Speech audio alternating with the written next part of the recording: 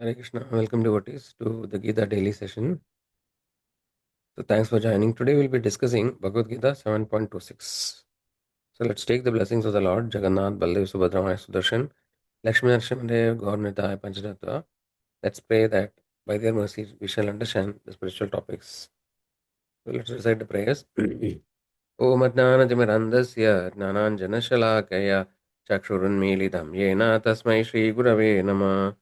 नमां विष्णुपादाय कृष्णप्रेष्ठाय भूतले श्रीमते भक्तिवेदान्त स्वामिन् इति नामिने नमस्ते सरस्वती देवे गौरवाणी प्रचारिणे निर्विशेष शून्यवादी पाश्चात्यदेशतारिणे जय श्री कृष्ण चैतन्य प्रभु नित्यानंद श्री अद्वैत गदाधर श्रीवासादि गौरभक्तवृंद हरे Krishna Krishna Krishna Hare Hare Hare Ram Ram Ram Hare Hare. Let's dedicate the session to His Divine Grace, A.C. Bhaktivedanta Swami Srila Prabhupada, Founder Acharya of International Society for Krishna Consciousness. By His mercy, we shall understand Bhagavad Gita and also be able to apply in a practical way in day-to-day life. So let's thank Srila Prabhupada. Srila Prabhupada ki jai. So we'll recite today's sloka 7.26. Vedaham samadetani vartamanani charjuna bhavishyani cha bhutani mam tu vedana kasyana. Repetition. Vedaham samaditani vartamanani charjunam bhavishyani cha bhutani mam tu vedana kasyana. Translation by His Divine Grace Srila Prabhupada ki jai. O Arjuna, as the Supreme Personality of Godhead, I know everything that has happened in the past, all that is happening in the present, and all things that are yet to come. I also know all living entities, but me no one knows. What word meaning? Veda, no. Aham, I. Samaditani, completely past. Vartamanani, present. Cha, and Arjuna, O Arjuna. Bhavishyani, future. Cha, also. Bhutani, all living entities. Mam, me. Tu, but. Veda knows. Na, not. Kashana, anyone. So again the translation. O Arjuna, as the Supreme Personality of Godhead, I know everything that has happened in the past, all that is happening in the present, and all things that are yet to come. I also know all living entities, but me, no one knows. So, just setting the context, we are discussing 7th chapter of Bhagavad Gita, which is the transcendental knowledge. So, here actually Krishna starts imparting Arjuna the topmost knowledge about his opulences and the process of bhakti. So, we have seen the Lord actually previously explained different energies of the Lord: internal, external energy, marginal potency. In the previous sessions, we discussed those topics. And in the last session, we discussed how Krishna actually is telling that he is covered by Yogamaya potency. Not everybody, why people are not able to understand Krishna? Because actually, two reasons. One, first of all, they themselves are covered by Mahamaya. The curtain of Mahamaya is there. And secondly, the Lord also is covered by the curtain of Yogamaya. So, because of this arrangement, actually, the Jivas cannot understand the Lord, Supreme Lord, completely. So, even the great personalities like Brahma actually find it difficult to understand Krishna. So the Lord explains his opulences and why actually the jiva is not able to understand. And we also saw that when we surrender to the Lord and become a devotee of the Lord, then the Lord reveals Himself. So these are the topics we discussed. So today's topic 7.26 is a little bit related to the 7.25. Actually, the Lord is continuing the explanation. So we will see this sloka in little more detail. So Vedaham samaditani vartamanani charjuna bhavishyami च budhani mam tu vedana kasyana. What Krishna is saying is that I actually Krishna, is the supreme personality of Godhead, is the source of everything, and he actually and he knows. We call for normal people the great yogis are sometimes called the Trigala Jnanis, right? The three kalas are past, present, and future. So Krishna actually is the Yogeshwara. He is the source of all the yogis, right? So Krishna actually knows the present, past, and future of every jiva, and all which is going to come, what has happened in the past, and what is going to come. So this is Krishna's omniscience. So this aspect the Lord is explaining, and also Krishna in the end says that nobody knows me in truth, right? So this we'll see in little more detail. So this characteristics is known as omniscience. Is all knowing. So basically, for us as conditioned souls, it may be difficult to understand how it is possible, because we try to extend our capabilities, and try to extend, Krishna's capability, understand Krishna's capability. So this example, like classic example, is given, like how a frog in the well tries to estimate the ocean, right? So this story most of you may be knowing, that actually, the frog, somebody came and told the frog, a fish from the ocean came and told the frog that the ocean is very vast, and the frog will try to understand. He's asked how big it is, because he's in the small well. So he cannot estimate the ocean, because the frog will ask, tries to expand his body and say, okay, is this much big? No. Then the fish will say, no, it is much bigger, like that. So he keep on expanding, and finally he dies, bursting. So basically the point is that it is not always possible to extend our limited knowledge, and try to estimate something which is unlimited, because that logic will not work. So we always think that, okay, no, Lord also, Krishna is also like a human being, so we are intelligent, so Lord is also intelligent. So maybe the Lord's intelligence is like 10 times or 100 times or 1,000 times, but actually it is not like that, because all our capabilities are restricted when we are in the conditioned state. We are covered by Maya. It is like illusion or a dream that we are existing now. So in this situation, by design, our knowledge is limited. Though the jiva is originally Sachidananda, no, he is having his unlimited knowledge. Like his knowledge is eternal or unlimited, but in conditioned state, he is actually restricted. So we cannot fully understand, or estimate the Lord's potencies. But the Lord actually is giving information for our benefit. That actually He knows all what has happened in the past, present, and future. So we have seen, like the second part is that nobody can understand Krishna. We already discussed, yesterday, right? It's very difficult for normal conditioned soul to understand the Lord's potencies. Naham Prakasha Sarvasya, we have seen, right? And also Krishna says, Avajanandi Mam Muda. We cannot understand the Lord, because He is Adokshaja. No, He is beyond the material perception, material sense perception, because He is spirit. He is the supreme spirit, and He is also covered by Yoga Maya.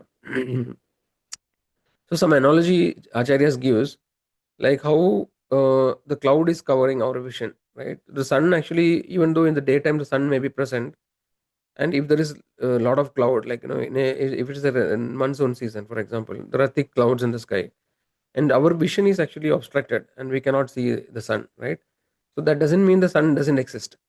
Only thing, our vision is visible, because when we look from a bigger perspective, the clouds are actually near to the earth, right? And the sun is very far away. So actually the clouds really cannot cover the sun. So similarly, the Maya actually potency covers our vision. No, so the Lord is actually present, but no, because the just like the cloud covers our vision, the Maya covers our vision about the Lord, right? And also further, even though the Maya is removed, but still the Yoga Maya potency is again there, actually, which hides the Lord's original potency or original nature. So that is why it is very difficult to understand the Krishna Lord, so completely. So even those who are pursuing the spiritual path, right? So they sometimes, when you are going the gradual progression of understanding the spirituality, so there are different levels that the supreme is absolute truth is understood. So the Acharya says, Parasharamani says, Brahma yadi Paramatma yadi Bhagavan idi Sabdyate. So first understanding is the Brahman realization. Then next is the Paramatma realization, and finally Bhagavan. So that way also there are various steps, or various paths that one has to traverse. Find before, and we can understand the Lord completely. But we can never understand the Lord completely, because that is what I know the great personalities like Brahmaji is saying. Even Ananda, we discussed. No, Ananda actually is the expansion of the Lord. He is not able to count the glories of the Lord. So we'll never understand the Lord completely. But actually, we can understand the Lord to the extent the Lord reveals to us. So the Brahman, Paramatma, and Bhagavan understanding is the Brahman is the first step in Adado Brahma Jitnasa. So Brahman actually is the uh, the impersonalist, right? They are the goal is to understand Brahma, or their goal is to merge with the Brahman. So the Brahman or the Brahmajyoti is the effulgence of the light, coming from the Lord, or from the spiritual planets. So the Brahmajyoti, beyond the material planets, there is the Brahman effulgence, which actually is coming radiating from the spiritual worlds, right?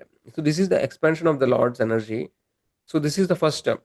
No, the impersonalist, they actually, their goal is that they want to reach the Brahman, and then they want to remain in the Brahman actually without any worries, or no, they want to be there. So this is the first step of Brahman. So Then the next step actually is the Paramatma, is the personalized or localized aspect of the Supreme, which actually is situated in everybody's heart. So we have seen in Bhagavad Gita slokas earlier, no discussions, that Ishvara Sarva Bhudanam Krideshe Arjuna Tishtati, Brahmayan Sarva Bhudani Brandara Rudani Maya. So basically, in this body, which is like a machine provided by Maya, the Lord's expansion as Paramatma is situated along with the Jivatma. So there are like the two birds sitting on the tree. The Shvetashvatara Upanishads explain that the two birds sitting. So the Paramatma is the localized expansion of the Lord, right? So the yogis actually they meditate on this form of Lord Paramatma. So when you make further progress beyond the Brahman, like then actually the next realization is the Paramatma form, which the yogis meditate in their heart. The Lord actually reveals in the heart of the yogis as Paramatma. So then beyond that actually is the Bhagavan, who actually is the Krishna, the personality of Godhead, the Supreme Lord, who from which everything is coming. The Brahman, the Paramatma, all these are expansions of the Supreme Lord, Bhagavan. So we have seen, as per the Acharya's understanding, the original Supreme Personality of Godhead is Sri Krishna, who actually is in the form of a small young cowherd boy, in Vrindavan, in Goloka Vrindavan. He is originally so Goloke Eva Nivasa, that's the Akilatma Buddha. Now Lord Brahma says the Akilatma Buddha, the source of everything, actually is residing in the Goloka, supreme planet Goloka Vrindavan. So the Lord actually is eternally in his spiritual abode, right? And then all the different energies, Brahman, Paramatma, Bhagavan, so Brahman and Paramatma, these are all different expansions of the Lord. But the original, once one makes progress and finally ultimate conclusion is that Krishna is the supreme personality of God. He is a person, because this is very clear from Bhagavad Gita. Whenever the Lord instructs, he says no, even as a person. He doesn't say that from light or something. No, he always says that aham. Right, in this particular shloka also, right, what Krishna says, Veda aham. No, Veda aham means you cannot understand. Like no, sorry, Veda aham means I aham means I. Right, samaditani. So I understand the past, I understand the present, and I understand the future. Right, and mam tu vedana kashana. Again, mam is using as a person. So Krishna actually is always referring to him as a person. So this way, no, the acharyas understand that actually the Lord actually is the supreme absolute truth, or is actually Bhagavan form, or the personal form of the Lord, right? So basically, some analogies are given how this is related. So we can understand the sun in three levels, right? The first understanding of sun is the sunlight, the light which is coming from the sun. So people who have very limited knowledge, they will only know that there's sunlight, right? And from sunlight, scientists can understand the spectrum analysis. No, they can understand the constitution of sun. So this is the first understanding. Then further, if you're able to travel by some means, then you know that okay, there is a sun planet. By there is a chemical composition or some nuclear reaction happening and energy is produced, etc., etc. The second level. But actually, the people who are most learned, or as per the scriptures, the sun planet actually is not empty. In the sun planet actually is dominated, is governed by the sun god. Is known as the current sun god is Vivaswan, and whenever the Manu changes, the sun god also changes. So and then we again try to extend our understanding of current understanding, and think that how people can live, how somebody can live in sun planet. But it is mentioned in different based on the nature of the the five elements, right? Earth, water, air, fire, ether. Accordingly, the different bodies are available. So it is mentioned by the scriptures or the acharyas that in the sun planet, the jivas has a body which is made of fire element. The predominant element is fire.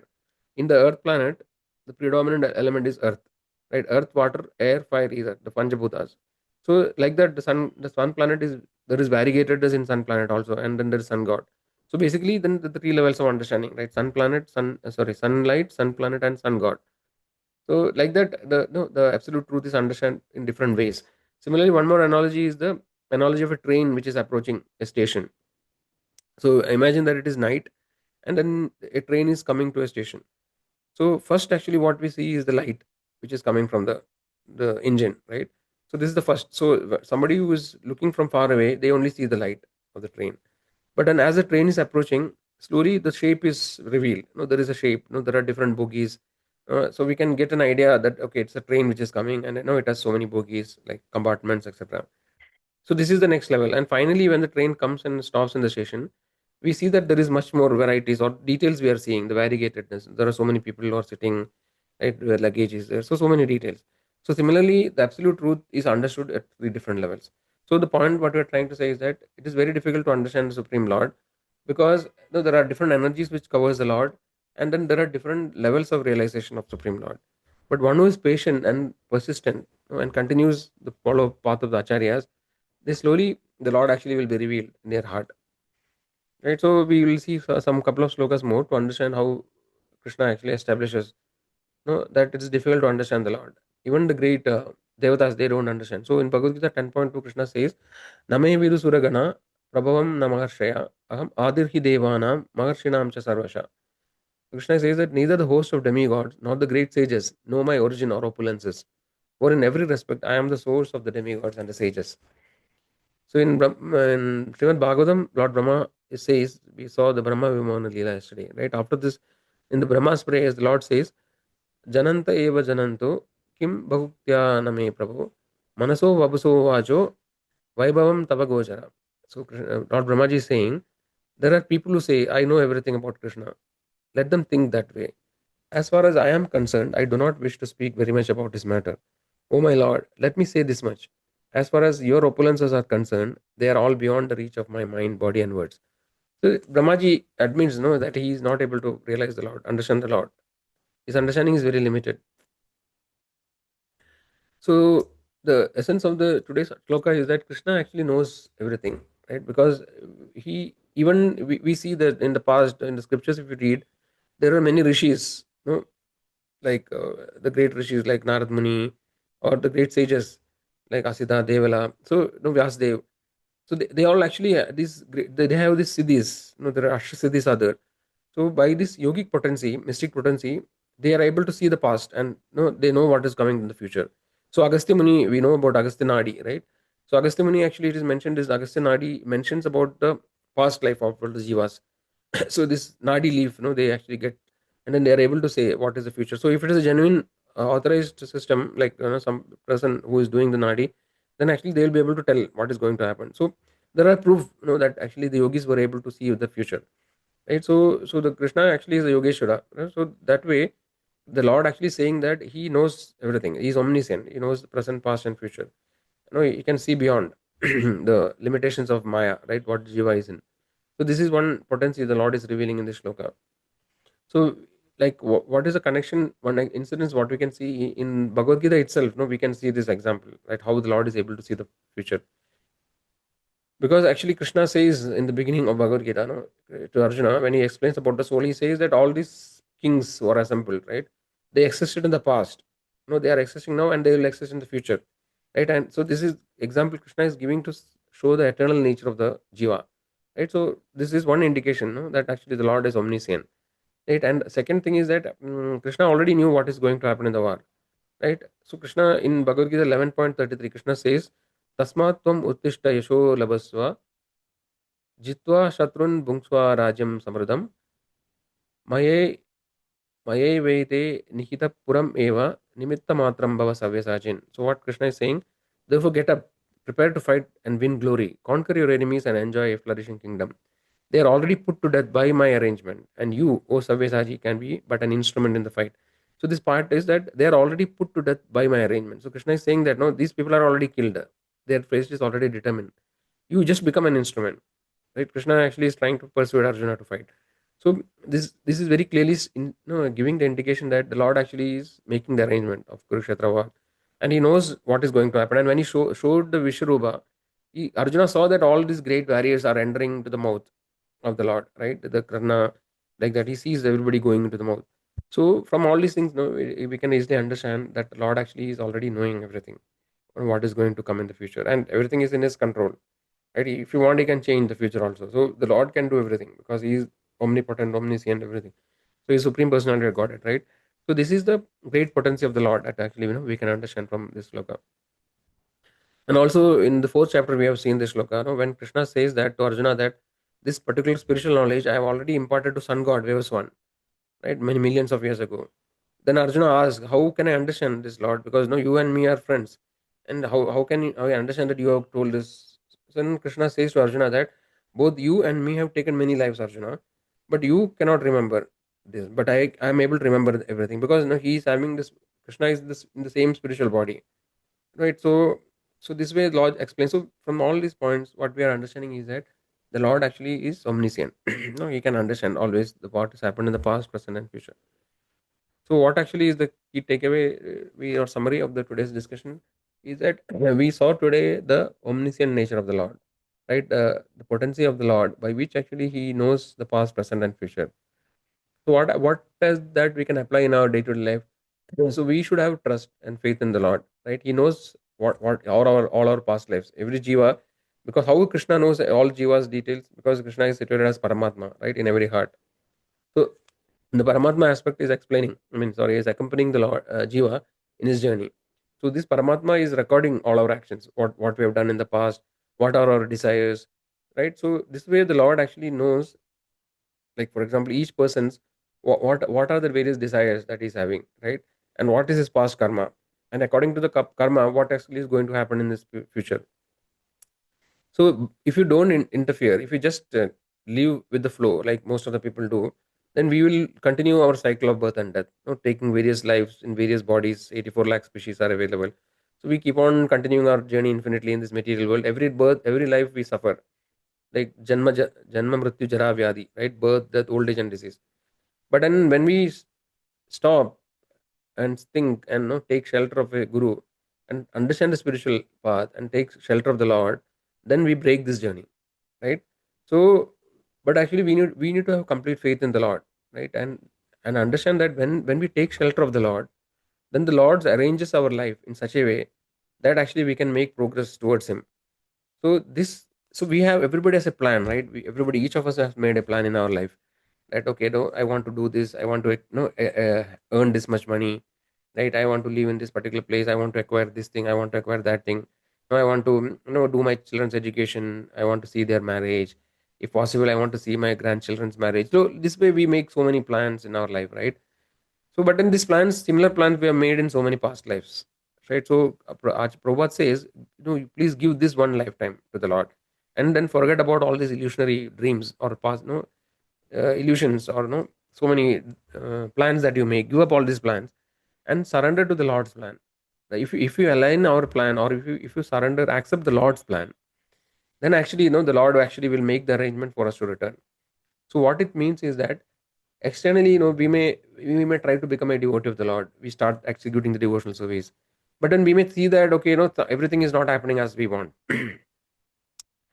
So actually the thing is that we have contaminated by so many lifetimes, right? So many activities we have done in many lives. So we have to become purified by the contamination. So the Lord may put us in different tests, right? And then Lord actually will remove the anarthas. So we have anarthas. Anarthas means many attachments that which is unnecessary, or which will prevent us from making progress, moving towards the Lord. The Lord will try to remove these attachments, anarthas. So this is a cleansing process, right? Just like a surgeon has to remove a tumor, right, or an appendicitis, right, so that the patient becomes relieved, right? It becomes, so similarly, the Lord may have to perform activities for our purification. So sometimes, no, the Lord's plan may not be as we want, right? So we may have attachments, and we may tell the Lord that okay, no, please don't remove these things, these attachments I need, but at the same time I want to surrender. So this may not completely work, right? So it's okay that slowly we can make progress. So the thing is that we should have complete faith in the Lord, and then surrender to the Lord's will, and accept whatever comes. The Lord actually, whatever the Lord actually provides us, try to accept that. So if we are able to do that, then actually we become peaceful, because we know that Krishna is the ultimate benefactor, and some whatever is destined to come to us in our life, this life, it will anyway come according to karma itself. It will come, right? And we cannot change the prarabdha karma. So understanding all these things and fully taking shelter of the Lord, and fully trying to accept the Lord's plan, whatever it is, Lord's plan. It may not be palatable temporarily. It may not be so enjoyable in the beginning or immediately, but nevertheless, we are ready to undergo actually these difficulties. Right? The sloka says, Tata Anugamba Susumikshamano. One who actually tolerates all the difficulties and accept the Lord's plan, such a person actually, he will become purified, and he will make fast progress towards the Lord. So, this we need to understand as a takeaway. So, with that, I think we come to the end of today's session and time. Anybody wants to leave at this point, they can leave. If anybody has a question, they can unmute and ask, or they can put it in the chat. Mhm.